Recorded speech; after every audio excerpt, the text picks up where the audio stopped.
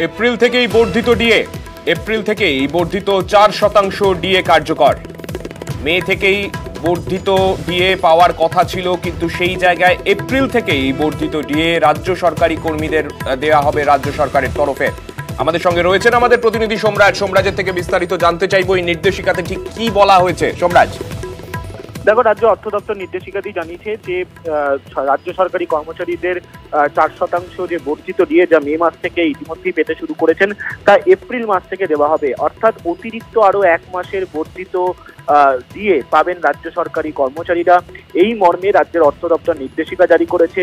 মুখ্যমন্ত্রী মমতা বন্দ্যোপাধ্যায় বিধানসভা ভোটের আগে যখন রাজ্য বাজেট হয়েছিল সেই সময় ঘোষণা করেছিলেন যে মে মাস থেকে রাজ্য সরকারি কর্মচারীরা আরো 4% ডিএ পাবেন। কিন্তু আজ রাজ্যের অর্থ দপ্তর নির্দেশিকা জারি করে জানিয়ে দিল, মে মাস নয়, 1 এপ্রিল থেকেই রাজ্য সরকারি কর্মচারীরা 4% ডিএ পাবেন এবং তা কার্যকরী হবে। এর দরুন রাজ্য সরকারি কর্মচারীরা আরো অতিরিক্ত 1 মাসের বর্ধিত ডিএ পাবেন।